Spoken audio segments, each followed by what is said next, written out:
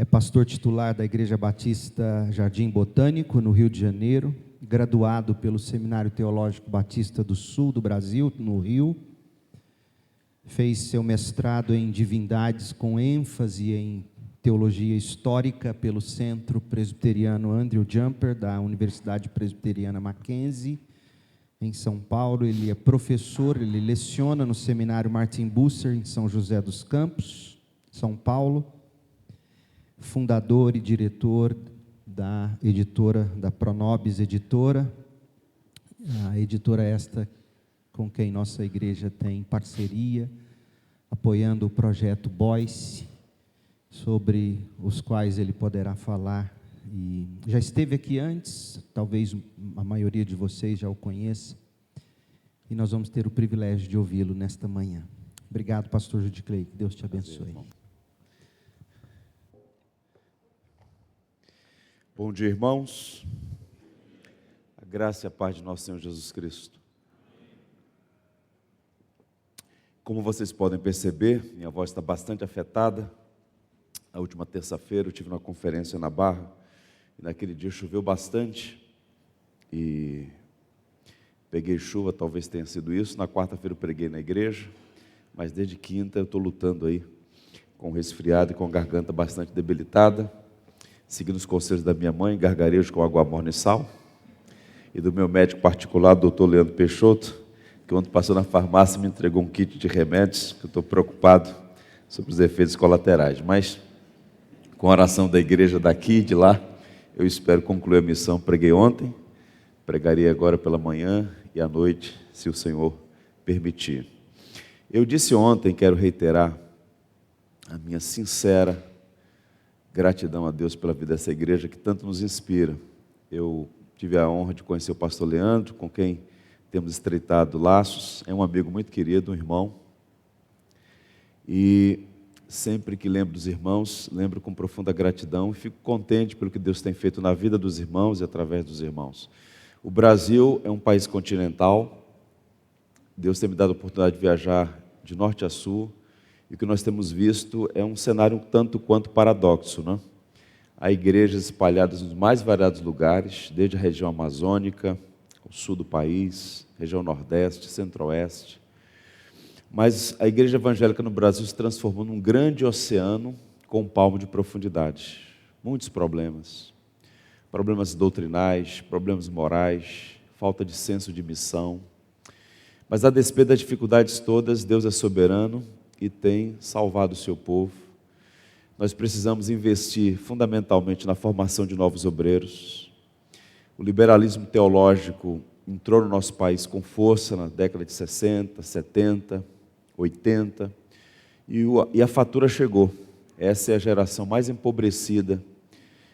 Pensando em termos batistas, os mourões tombaram, aquelas grandes referências do passado, e hoje nós não temos mais pastores. Quem tem pastor, que cuide dele, porque o cenário é de ampla carência de pastores, preparados, qualificados, que amam a Cristo e a igreja, de modo que, do ponto de vista estratégico, a melhor coisa que a igreja pode fazer para o seu próprio bem e para o bem dos seus filhos e netos é investir de forma intencional, constante, deliberada, com muita oração e dependência da graça, na formação de novos pastores. Investir nas instituições de ensino, sem dúvida alguma. Os seminários estão fazendo um movimento de volta às boas tradições, à sua ortodoxia, às suas raízes eclesiológicas, mas, essencialmente, pastores são formados na ambiência da igreja. Um pastor experimentado, tutoriando, mentoreando, acompanhando jovens pastores. Então, nós estamos orando para trabalhar e investir nessa direção, plantando novas igrejas. A CIB, por exemplo, em parceria com a Betel, onde eu fui pastor, com o Jardim Botânico e outras igrejas, nós estamos plantando uma igreja em Natal, no capital do Rio Grande do Norte. No final desse mês eu vou a Navegantes, uma cidade próxima a Balneário Camboriú. Nós estamos plantando uma igreja ali.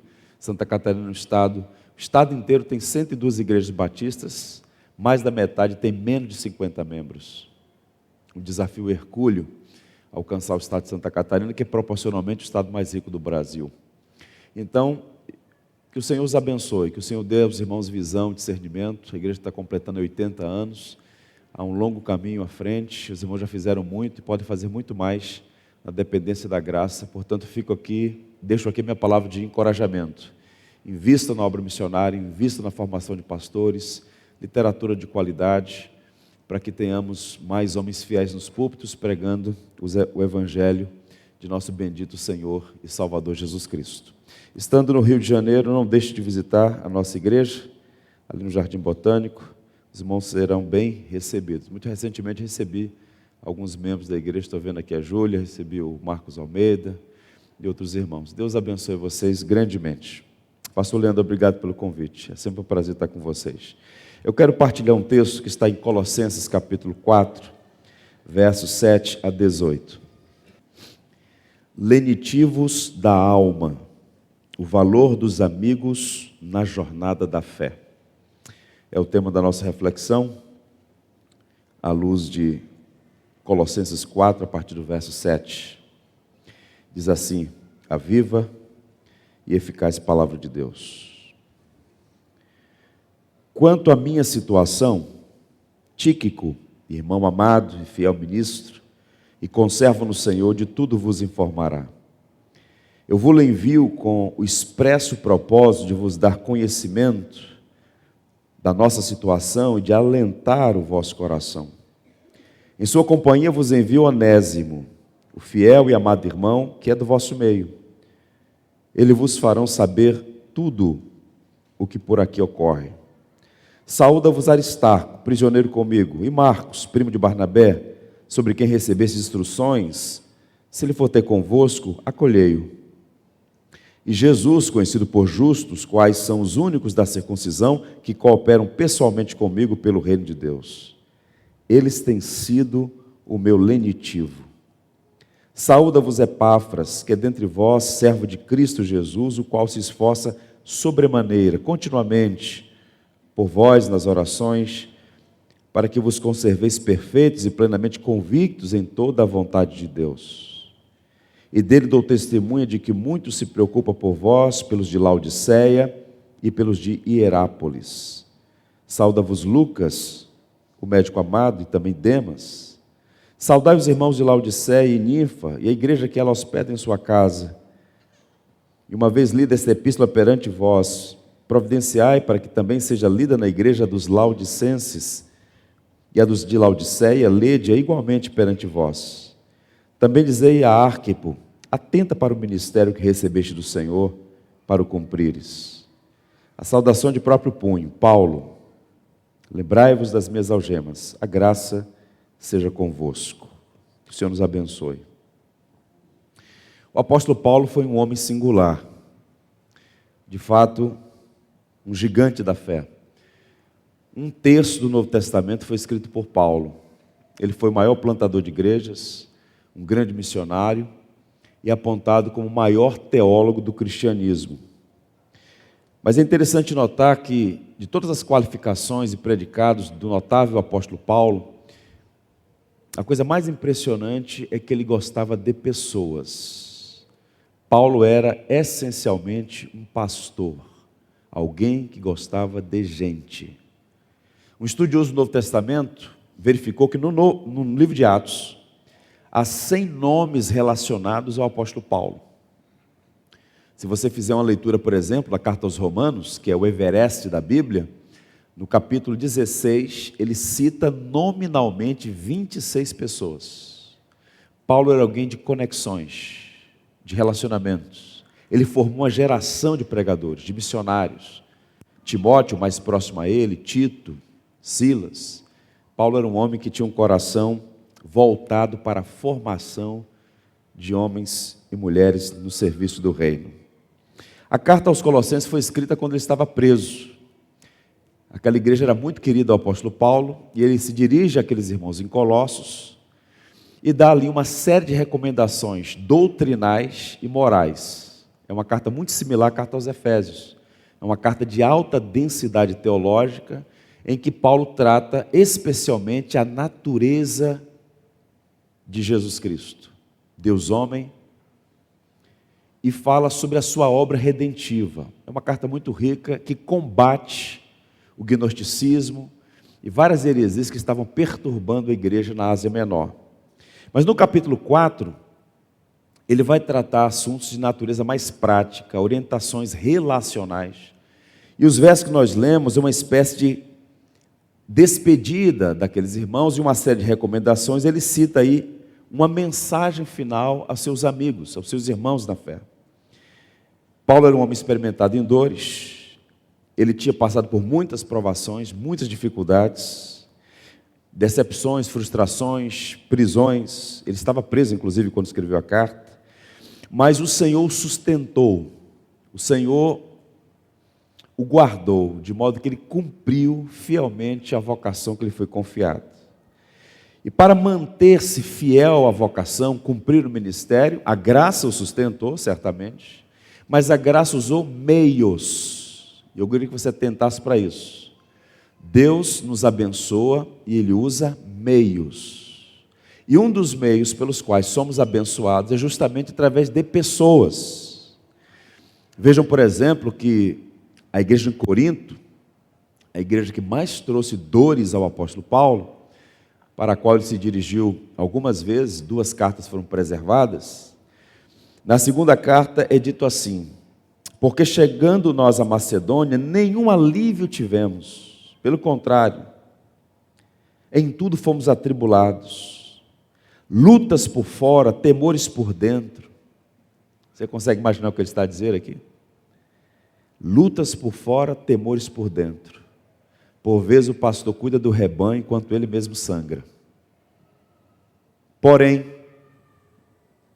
Deus, que conforta os abatidos, nos consolou com a chegada de Tito. Essa passagem de Paulo aos Coríntios é riquíssima. O que Paulo está dizendo é o seguinte: a vida cristã não é indolor. O ministério pastoral é uma vocação para o martírio, para o sacrifício.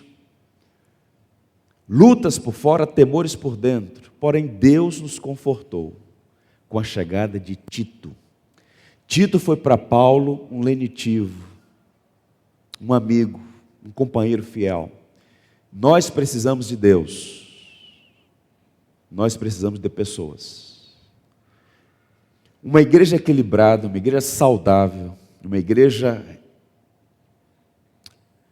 rica na fé, é uma igreja que coaduna duas realidades que precisam sempre andar juntas.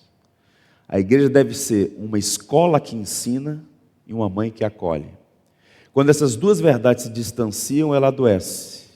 A igreja não pode ser apenas um ponto de pregação, de conteúdo, de transmissão de verdades bíblicas. A teologia importa, e nós somos herdeiros de uma rica tradição teológica.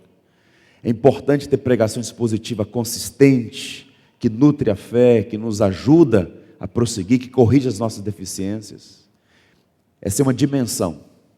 A igreja que leva a sério o magistério da palavra. Por outro lado, a igreja também deve ser, de igual modo, um lugar de acolhimento. Uma igreja de relacionamentos saudáveis.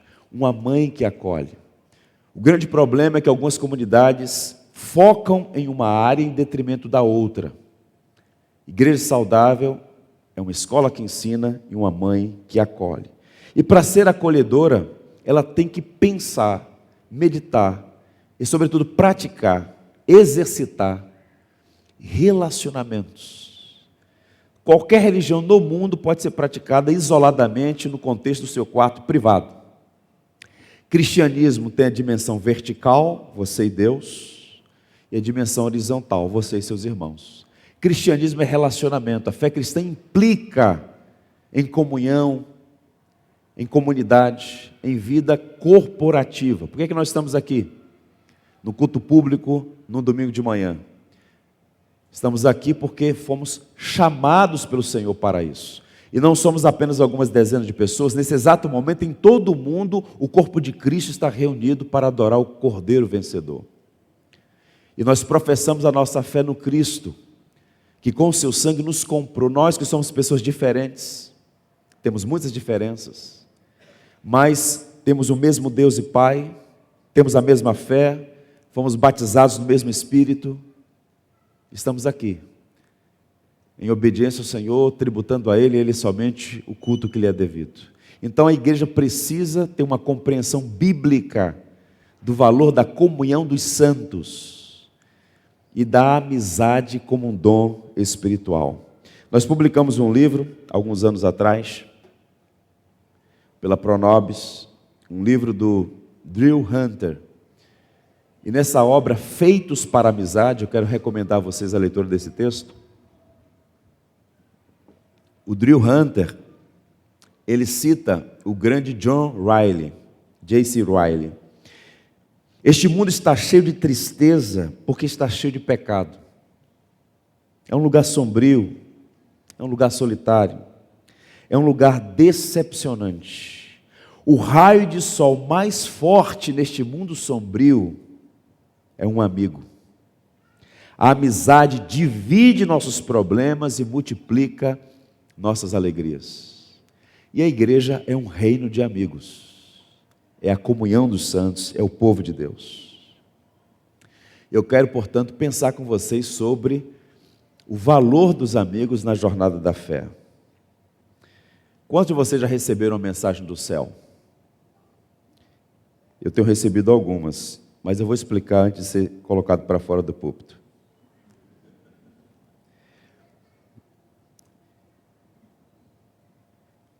Uma mensagem do céu está aqui no meu WhatsApp e veio por fibra ótica. Mas antes de ler a mensagem, deixa eu ler o contexto.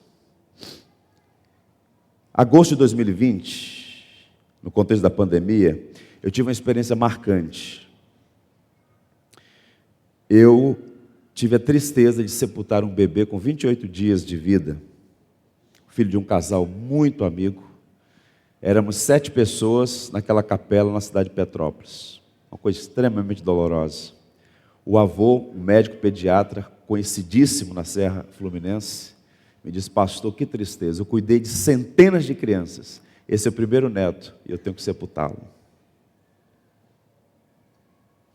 Meu pai ficou cego por conta de uma enfermidade gravíssima. Meu avô faleceu. Perdi 80% das minhas economias no fundo de investimento internacional, que colapsou por conta da pandemia. Foi um tempo difícil, aquele segundo semestre de 2020. Eu saí pela manhã para fazer uma caminhada na praia. Era bem cedo, tudo deserto, aquele terror pandêmico.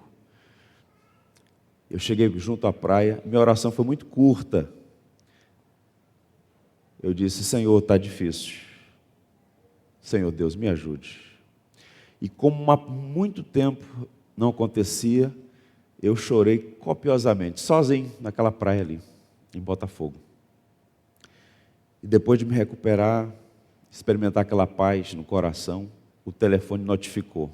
Eu recebi essa mensagem no dia 1º de agosto de 2020. Vou ler para vocês porque a pessoa que me enviou me autorizou a fazê-lo. Bom dia, meu pastor. Como vai você? Espero que esteja tudo bem. Lilian e eu gostaríamos de convidar o irmão e a sua família para fazer um passeio no nosso sítio. Pode descansar debaixo da árvore, comer frutas, colher couves, umas flores para casa, quem sabe. Temos orquídeas raras e adaptadas para o nosso clima. Ovos que valem por 4. Temos galinhas caipiras aqui no nosso sítio. Seria bom para o irmão ouvir o canto dos pássaros. Almoço está garantido, nós vamos caprichar. Podemos buscá-lo em Botafogo, trazê-lo para o nosso sítio e no final do dia levá-lo de volta. Não tem sinal de telefone, isso é bom. Estarão livres para descansar. Temos orado por vocês. Os dias são difíceis, mas Deus é maior. Como o irmão tem ensinado para nós, Deus é bom e as suas misericórdias duram para sempre. 6h20 da manhã, 1º de agosto de 2020. Essa é a mensagem do céu. Eu agradeci, o nome dele é Lourenço, casado com a Lília, fiz o casamento deles, os batizei. O que eu estou a dizer, e faço essa introdução tanto quanto longa, para dizer o seguinte: nós precisamos de Deus, nós também precisamos de pessoas, amigos, pessoas que possam caminhar conosco. Parte dos problemas na comunidade cristã, parte dos problemas na família, parte dos problemas relacionais é porque falta-nos amigos. E nós precisamos entender que a amizade é um dom. E nessa passagem que nós lemos, há uma lista de homens que foram para Paulo amigos preciosos. Veja que ele usa uma palavra interessante aí, no verso 11. Eles têm sido o meu lenitivo. Pergunta, lenitivo é uma palavra comum? A gente usa todo dia? Leandro, meu irmão, você é um lenitivo para mim. A gente não usa todo dia, correto? Mas é uma palavra técnica que a Ara preservou. Porque o termo grego sugere o seguinte: lenitivo é que serve para amolecer, abrandar, mitigar, que suaviza, que consola, que acalma. O que Paulo disse: eu tenho sofrido lutas por fora, temores por dentro, mas o Deus que conforta os abatidos tem me consolado. Esses amigos são lenitivos, eles suavizam, eles consolam, eles encorajam. E por isso, entre outras coisas, Paulo seguiu em frente e cumpriu a missão, porque ele foi cercado por lenitivos, bálsamos, refrigério da parte de Deus para a vida deles. Eu queria destacar alguns desses nomes e aprender algumas lições para a nossa edificação. Vamos acompanhar? O primeiro nome que se destaca aí é Tíquico, o amigo servo. Quanto à minha situação, Tíquico, irmão amado e fiel ministro e conservo no Senhor, de tudo vos informará. Eu vos envio como expresso propósito de dar conhecimento da nossa situação e de alentar o vosso coração. Quem é Tíquico? Ele era alguém que parecia ser simples ou insignificante, era um portador de cartas, mas na verdade foi essencial. Foi Tíquico, o homem a quem Paulo confiou a joia chamada Carta aos Efésios, Carta aos Colossenses e provavelmente a carta de Paulo a Filemon. Alguém que era da confiança de Paulo, alguém que entendeu o seu lugar no reino, tocar o segundo violino, trabalhar nos bastidores, servir o servo de Deus. E Paulo vai dizer algumas coisas interessantes sobre ele. Primeiro, ele era um homem amável. Paulo chama irmão amado. Amado porque era amável. Um bom amigo é alguém amável, bom no trato. Ele tornava a vida das pessoas melhor, tinha disposição de abençoar, era um aliviador de tensões. As pessoas gostavam de estar na companhia de Tíquico, amado, lenitivo. E mais, ele era prestativo, fiel ministro. A palavra aqui é diáconos. Ele era um servidor. Ele entendeu a dinâmica da providência. Paulo foi chamado por Deus para ser apóstolo de Cristo, tinha uma missão especial. E qual era o papel de Tito? Auxiliar Paulo na missão. Era um servidor. Ele não estava preocupado com visibilidade, notoriedade, louros. Ele entendeu o seu lugar de serviço. E era um homem que trabalhava em equipe. Paulo usa no verso 7, conservo. Não era aquele indivíduo complicado, que sempre gosta de ter a primazia, de chamar a atenção.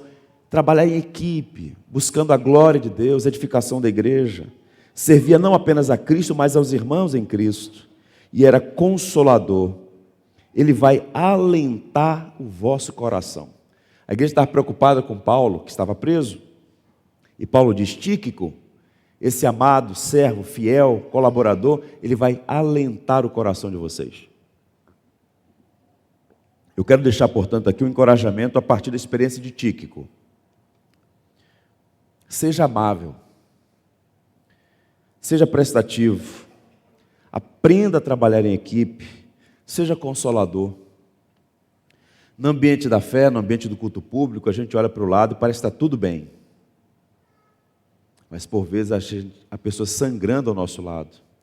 A gente precisa estar com essa perspectiva diante de nossos olhos e atento para ser sempre amável, servidor, e consolador. O segundo nome que aparece aí é Onésimo. Nós vamos chamá-lo de o amigo de passado difícil, cuja vida foi transformada. No verso 9 é dito assim: em sua companhia vos envio Onésimo, o fiel e amado irmão, que é do vosso meio. Eles vos farão saber de tudo que ocorre por aqui. Paulo foi um grande amigo na vida de Onésimo, que por muito tempo foi um escravo em Colossos, um escravo de Filemon, antes da sua conversão. E ele fugiu. Vejam como são as coisas. A carta de Filemon é pequenininha, mas é rica em instrução. Ele foge de Colossos e vai para a capital do império, a maior cidade do mundo antigo, com 1 milhão de habitantes. Uma cidade com 1 milhão de habitantes, ele é preso e vai parar onde Paulo estava. E ali o que é que Paulo faz? Evangeliza Onésimo, ganha ele para Cristo e escreve uma carta e o envia de volta a Filemon, não mais como um escravo, mas como um irmão, e faz um jogo de palavras, porque Onésimo significa útil. Eu estou te enviando Onésimo, nosso irmão, porque ele é útil a você e a mim. Qual o ponto? Onésimo tinha um histórico complicado. O contexto do Império Romano, sem entrar aqui nos pormenores, havia 60 milhões de escravos no mundo antigo, no período romano. Era uma instituição. O fato é que ele foi alcançado pela graça e enviado não mais como escravo, mas agora como um irmão. E ele deveria ter recebido por Filemon como um irmão, ser acolhido. O que eu quero destacar é que Onésimo tinha um passado complicado, mas a graça o transformou. Ele deveria ser, portanto, acolhido, e agora estava sendo utilizado, ou útil, melhor dizendo, como instrumento na obra do reino. Agora veja, irmãos, nós temos uma habilidade terrível para desclassificar as pessoas por causa do seu passado. Eu vou dizer isso aqui com muito cuidado, porque esse é um terreno sensível. Podemos atuar por vezes como censores e acusadores dos pecados dos outros, ou agir como Paulo. Nossa missão é ser acolhedores e ajudar na restauração e na integração daqueles que tiveram um passado complicado, mas que foram transformados pelo Evangelho. Há muitos Onésimos que precisam ser acolhidos, instruídos, restaurados e enviados em missão. Os mais antigos aqui conhecem um cantor chamado Armando Filho, não? Armando Filho lançou muitos LPs, esse disco de vinil, e há uma canção muito cantada na década de 90, que reverbera qual deve ser a nossa postura. De todas as provas que eu já passei, a gente tem que ouvir acusações, lembranças do passado vêm, ou mesmo palavras de alguém que não quer na gente acreditar. E quase parando sem força e vigor, a gente lê a palavra, e encontra bastante poder para vencer e continuar a jornada, e vê que o passado ficou para trás, pois Cristo na cruz tudo já venceu, e saber que deles não lembra mais, eu canto para a glória de Deus. Nenhuma condenação há para aqueles que estão em Cristo Jesus, cuja vida coberta está pelo sangue que venceu na cruz. É certo que provas virão, investidas do vil tentador, mas nenhuma condenação há para quem está em Cristo, querido Senhor. Portanto, eu quero te encorajar, não se comporte como um censor, ou como um acusador, ou como alguém que está sempre rememorando as nódoas na biografia do seu irmão, mas seja como Paulo. O que foi, passou. O que importa é que a graça o alcançou e agora ele é um dos nossos, está a serviço do reino. Que nós sejamos imitadores de Paulo nesse quesito também. A graça não muda o passado, irmãos, mas ela transforma o presente e ela garante o futuro. Há um outro personagem aqui citado, Aristarco, o amigo de todas as horas. Saúda-vos, Aristarco, prisioneiro comigo. Vejam, quando a gente faz uma leitura ampla do Novo Testamento, Aristarco era de Tessalônica, Atos 20, verso 4. Foi companheiro de Paulo em algumas viagens, Atos 19, 29. Ele arriscou a própria vida para defender Paulo em Éfeso, naquela situação caótica, no anfiteatro. Viajou com Paulo para Roma, naquele naufrágio, em Atos 27. Ou seja, quando a gente olha a trajetória de Paulo, o apóstolo, Aristarco estava sempre presente, nos bons e nos momentos adversos. Não era um amigo que fugia quando as coisas ficavam difíceis, mas permanecia ao lado de Paulo como lenitivo, um consolador. O livro de Provérbios diz que em todo tempo ama um amigo e na angústia se faz um irmão.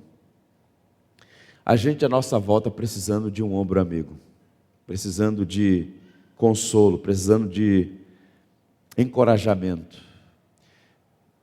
Eu não sei se já partilhei isso aqui em outro momento com os irmãos, mas eu tenho memória de uma situação que aconteceu também lá no Rio, bem interessante. Na época eu estava no seminário, fui caminhando de Botafogo, próxima estação do metrô, em linha reta para o Jardim Botânico, dá exatamente 2,7 km, uma caminhada, em linha reta.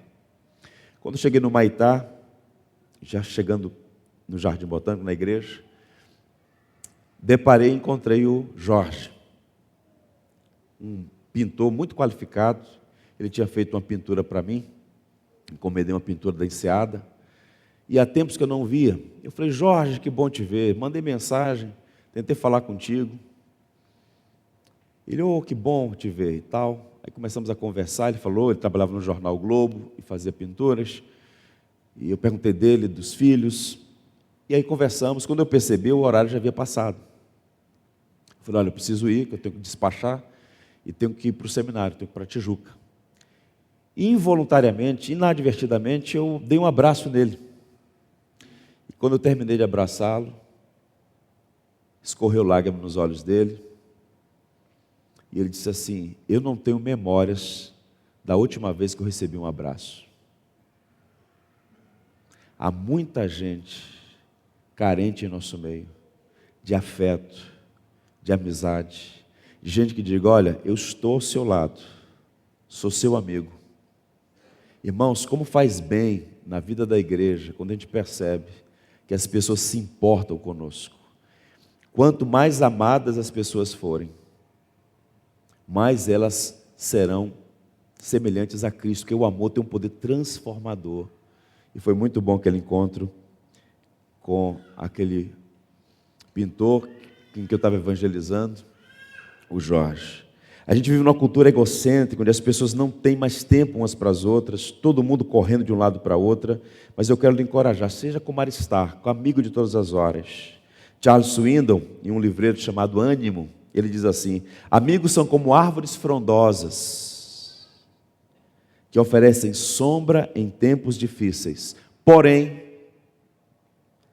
só os tem quem planta. Você quer ter bons amigos? Você precisa plantar, cultivar. É uma via de mão dupla. A gente tem que romper com a cultura egocêntrica de só querer o benefício. O verdadeiro amor é motivado, a verdadeira amizade é motivada pelo amor.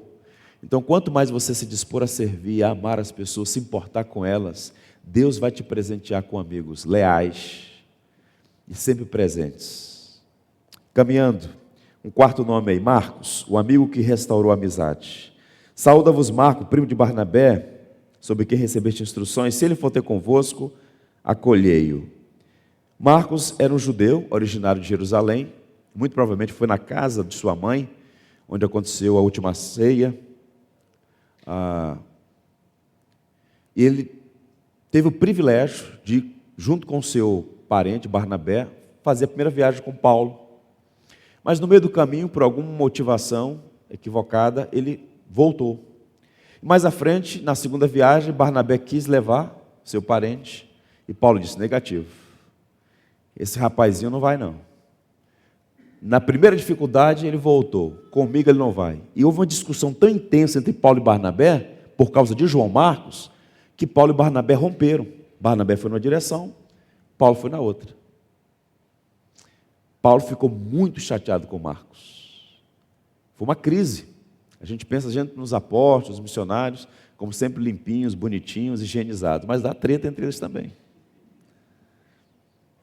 Mas lá na frente, na última carta que Paulo escreveu, na carta a Timóteo: toma Marcos e traze-o contigo, porque é muito útil para mim, para o meu ministério.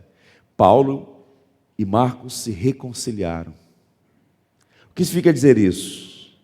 Que na nossa caminhada é natural, em alguma medida, que haja uma divergência, que haja uma palavra inadequada, que haja uma rusga, que haja um estremecimento por conta de alguma situação, mas não é o ponto final. A gente precisa dar um passo atrás, ter humildade e pedir perdão ao amigo que a gente ofendeu, pelo que dissemos ou pelo que deixamos de fazer, e reatar, reconciliar. Os espanhóis têm uma adagem que diz assim: a amizade que acaba é porque nunca começou. A amizade ela pode ter um estranhamento, mas o verdadeiro amigo, em algum momento, em alguma medida, vai procurar e vai ter reconciliação. A amizade entre Paulo e Marcos aponta para nós que mesmo quando os amigos falham, eles não devem ser desclassificados, porque todos nós falhamos uns com os outros. Só há um amigo perfeito, como nós cantamos no Cantor Cristão: Jesus é o melhor amigo, Ele é o perfeito amigo. Restaura amizades que foram perdidas na caminhada. Faz um exercício de memória. Quantas pessoas ficaram para trás? Será que vale a pena? Será que Deus não quer de fato que você e aquela pessoa com quem você tem boas memórias, mas que por alguma razão houve um percalço ali? Reconciliação. O Evangelho, meus irmãos, é o poder de Deus que quebranta o nosso coração, nos faz entender a parábola do credor incompassivo. Deus tem sido misericordioso com você. Seja misericordioso, seja paciente. O verdadeiro amor tudo crê, tudo espera, tudo suporta. 1 Coríntios 3:7. Um outro amigo ainda, Epáfras, o amigo que orava e vigiava. Versos 12 e 13. Saúda-vos Epáfras, que é dentre vós, servo de Cristo Jesus, o qual se esforça sobremaneira continuamente por vós nas orações, para que vos conserveis perfeitos e plenamente convictos em toda a vontade de Deus. E dele dou testemunho que muito se preocupa por vós, pelos de Laodiceia e pelos de Hierápolis. Paulo cita esse notável homem chamado Epáfras. Epáfras é o amigo intercessor. É aquela pessoa que tem na sua agenda o nosso nome, o nome da nossa família, e por nós ora. E nós precisamos de Epáfras em nossa vida, e precisamos ser Epáfras na vida de outros. Aquilo que os antigos chamavam de caderninho de oração. Todo crente tem que ter. A gente não pode confiar na nossa memória, ela fraqueja. Então você tem um caderninho, o nome da pessoa, o nome da família, o nome dos filhos. E à medida que a gente vai orando por outras pessoas, algumas coisas acontecem. Primeiro, existe um processo de afeiçoamento à pessoa pela qual nós oramos. Quanto mais você orar por alguém, mais afeiçoado você ficará àquela pessoa. E curiosamente, Deus também levantará pessoas para orar por vocês. Percebam, todas as cartas de Paulo, todas sem exceção, todas, Paulo pede oração. E em todas as cartas de Paulo, ele afirma estar orando por alguém. A oração é um ministério cristão. E Epáfras tinha esse ministério, ele diz assim, no verso 12, ele orou constantemente, continuamente orava pela igreja, orou intensamente. A palavra sobremaneira aqui é a palavra que denota agonia, não era oração frívola, protocolar, vamos orar para fulano de tal, orava, não, ele orava com coração, ele amava. E eu vou dizer uma coisa para você, as nossas orações revelam, digamos assim, o nível do nosso amor pela pessoa. Por que as mães oram tanto pelos filhos? Ou os pais oram tanto pelos seus filhos? Porque é uma relação de afetividade, de preocupação, de amor. Então, quanto mais você ora por uma pessoa, mais revela a sua relação com essa pessoa, a intensidade do seu amor por ela. E Epáfras amava a igreja e orava intensamente, por Paulo inclusive. Orava especificamente e orou sacrificialmente. Havia uma preocupação, um fardo em seu coração. Eu queria deixar aqui esse apelo aos irmãos, um desafio. Um bom amigo é uma bênção. Um bom amigo que ora por nós é bênção dobrada. Por quem você tem orado? Por quem você tem orado? Em nossa igreja nós temos um irmão muito querido, muito querido. A esposa dele não é crente, a filha também não. Ele sofre muito com isso. Muito. A esposa dele nunca vai à igreja, ela é hostil ao evangelho. E ele é um homem crente. Fala, pastor, que luta. Ele conversa, ele chora. Muito capaz, trabalha numa multinacional. A filha foi morar nos Estados Unidos, vive na Califórnia, não quer nada com o evangelho. Ele tem orado. Eu falei, estamos juntos, vamos orar. A salvação pertence ao Senhor. Outro dia ele me ligou, mas parecia que ele estava na ponta dos pés, numa felicidade. Pastor, aconteceu algo extraordinário. Eu falei, o que foi? Olha a mensagem que eu recebi, fez um print e me mandou. A filha dele, que mora na Califórnia, colocou no grupo da família a leitura do Salmo 40, que estava frequentando a igreja, estava com o coração aberto para o evangelho. Eu falei, pastor, muito obrigado pelas orações. Que bênção saber que as nossas orações não são vazias, Deus ouve as nossas orações. E ele também é um intercessor, ele está sempre orando, sempre preocupado com as famílias da igreja, com os anciãos da igreja. Quando a comunidade cristã cria esse santo hábito da oração mútua, da intercessão mútua, famílias orando por outras famílias, pessoas orando umas pelas outras, isso cria uma conexão fantástica. E Deus responde, Deus honra. Epáfras é um amigo que nos ensina sobre essas virtudes, sobre essa necessidade. Avançando, Lucas, o amigo que cuidava do corpo e da alma. Saúda-vos Lucas, o médico amado. Lucas é interessante porque é o único não-judeu que escreveu um documento do Novo Testamento. Todos os autores do Novo Testamento são judeus, exceto Lucas. E é dito que ele era um médico. E Lucas cuidava do corpo e da alma de Paulo. Ele estava com Paulo em Troade, quando Paulo recebeu aquela visão e atravessou o mar em direção à Europa. Viajou com Paulo para Jerusalém e permaneceu com Paulo até o fim. Em 2 Timóteo 4,11 é dito assim, só Lucas está comigo. Ele ficou com Paulo em todo o tempo. Alguém que cuidava de Paulo. Recentemente aquele filme que foi lançado, um filmaço, o apóstolo Paulo, você vê aquela figura de Lucas no filme, sempre com Paulo. Ele era muito mais jovem, sempre com Paulo, sempre ajudando. Lucas foi um gigante. Tratado Lucas/Atos, um texto primorosíssimo, o Espírito Santo o iluminou para escrever. Então Lucas é de fato, na qualidade de médico, alguém que cuidou do corpo de Paulo, mas também como amigo cuidava de sua alma. O que significa dizer isso? Nós precisamos de pessoas que se importam conosco integralmente. Benjamin Franklin disse assim, um irmão pode não ser um amigo consanguíneo. Um irmão pode não ser um amigo, mas um amigo sempre será um irmão. Um amigo tem esse valor da irmandade, de ser alguém que cuida de fato. E nós precisamos de amizades como Lucas, que permanecem conosco do início ao fim. Lucas foi um amigo para Paulo até o último dia da sua vida. Houve um pregador, um teólogo na verdade, chamado Benjamin Warfield, junto com mais 3 companheiros, foram os grandes teólogos de Princeton, no século XIX. Foi uma mente prodigiosa, arguta, escreveu grandes tratados teológicos, ele era realmente brilhante. Ele tinha 25 anos de idade quando se casou com a sua esposa, Ana, ela tinha 19. E ele então foi convidado para fazer uma série de preleções na Alemanha. Então eles entraram no navio e foram em direção da Alemanha, recém-casados, ainda em lua de mel. Ela sofreu um acidente e ficou completamente paralisada.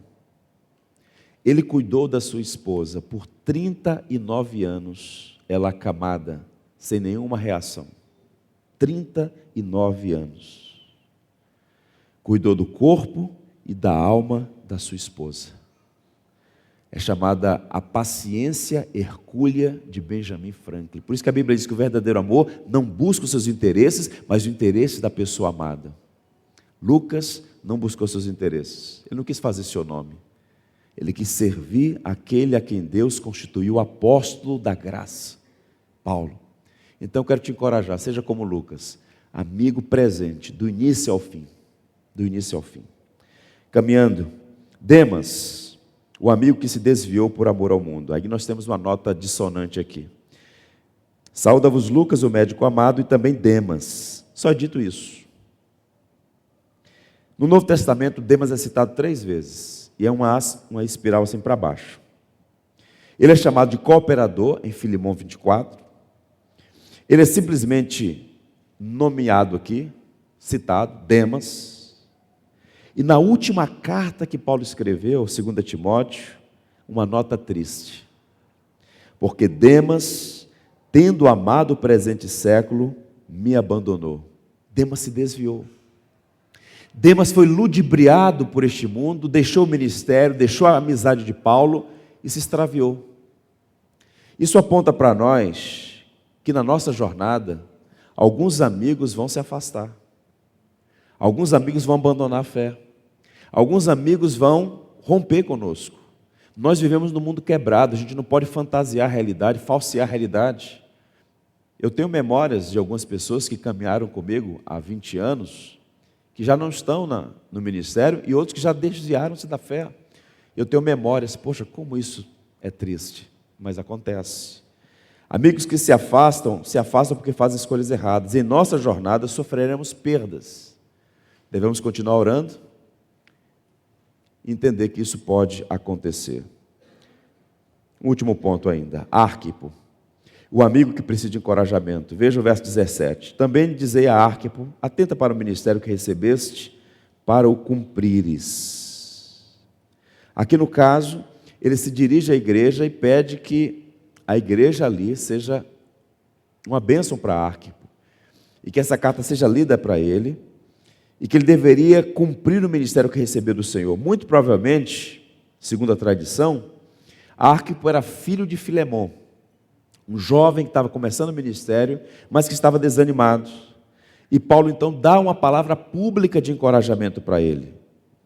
O ministério é uma dádiva, mas o ministério não é indolor.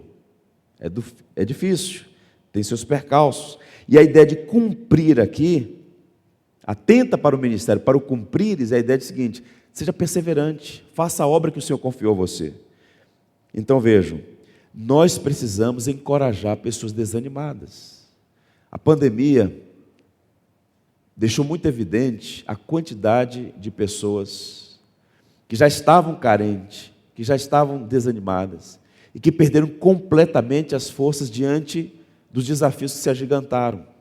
E é preciso encorajar, é preciso dar uma palavra de ânimo. E a igreja é um local de encorajamento. Eu quero encerrar contando para vocês uma experiência que eu tive. Raramente eu faço isso. Quem acompanha meus sermões, raramente eu incluo notas biográficas ou testemunhos pessoais, mas quero fazer mais uma vez por encorajamento dos irmãos. Eu comecei o ministério pastoral aos 26 anos de idade. Fui pastorear a Igreja Batista Betel de Mesquita, uma igreja que tinha à época 42 anos, em 42 anos 2 pastores, uma igreja conhecida no cenário da Convenção Batista Fluminense, mas que nos últimos anos tinha passado por um processo. O pastor adoeceu, ficou 6 meses de cama, e a igreja envelheceu, enfraqueceu-se, e o Senhor nos levou para lá para servir, e foi a coisa mais extraordinária que aconteceu na nossa vida ao longo desses anos todos.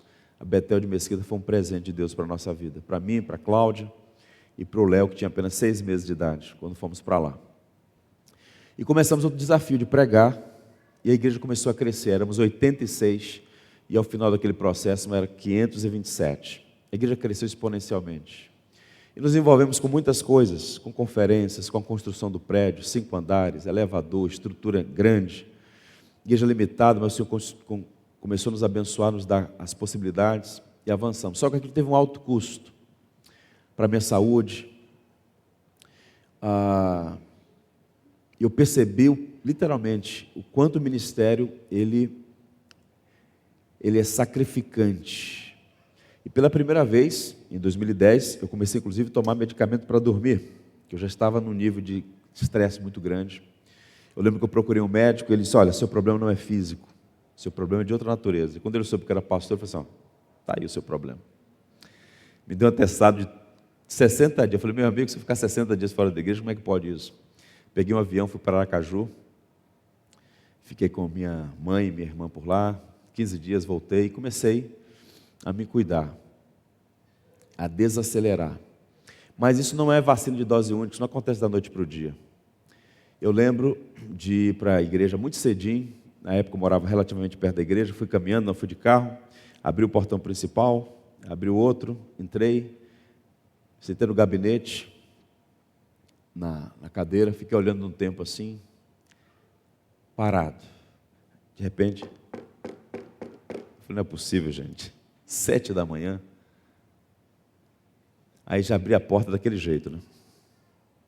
Quando eu olhei, abri a porta, era a irmã Marisete Paciência, uma senhora da nossa igreja, baixa escolaridade, mulher muito simples. À época ela tinha uns 74 anos, mais à frente eu preguei no aniversário dela de 80, ela está caminhando para os 90, está viva, santa mulher de Deus. Abri a porta, olhei a Marisete, ela falou, pastor, eu passei a noite orando pelo irmão, e o Senhor mandou vir aqui te dar uma mensagem, é uma única palavra, a minha graça te basta. O senhor pode se ajoelhar?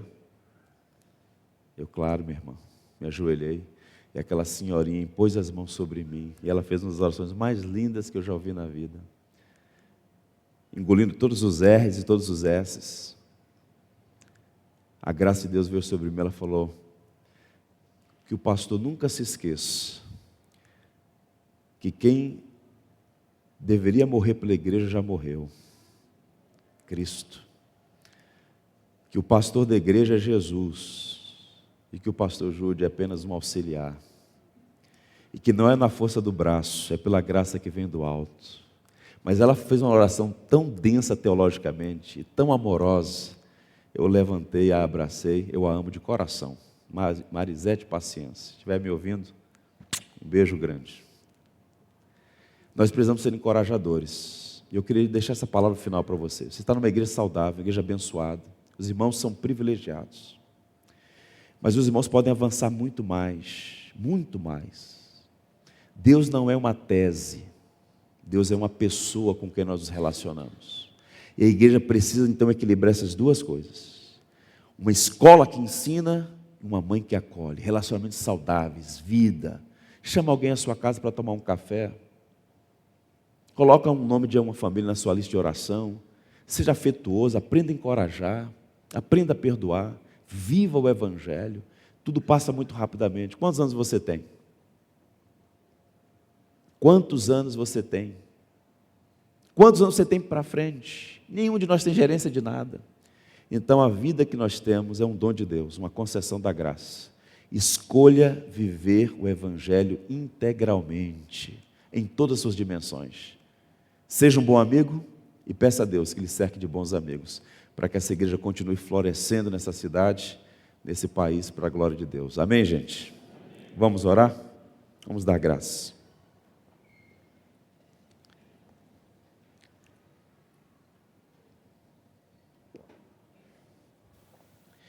Nosso Deus e Pai, nós te louvamos por Jesus Cristo. Te louvamos porque Ele decidiu vir a este mundo, morrer a nossa morte, para que fôssemos reconciliados com o Senhor, para que tivéssemos vida e vida abundante. Jesus é o melhor, o perfeito amigo, que demonstrou tão profundo amor por nós, a ponto de se entregar naquela cruz. Ajuda-nos a seguir os passos do Mestre e a também ser bons amigos para os nossos irmãos. Ajuda-nos, Senhor, a ter e a desenvolver relacionamentos saudáveis, a ser intercessores, misericordiosos, leais, encorajadores. Abençoa esta igreja, Senhor. Que o Teu Espírito seja derramado abundantemente, de modo que haja relacionamentos intensos, saudáveis, abençoadores. Que a comunhão dos santos seja uma realidade viva, evidente, na Segunda Igreja Batista em Goiânia. Fortalece os laços de amizade, para que essa igreja possa ser um instrumento vivo para que mais pessoas vejam o amor do Senhor na prática. Oramos agradecidos, invocando inteiramente na tua graça e misericórdia. Por Jesus, Salvador nosso. Amém.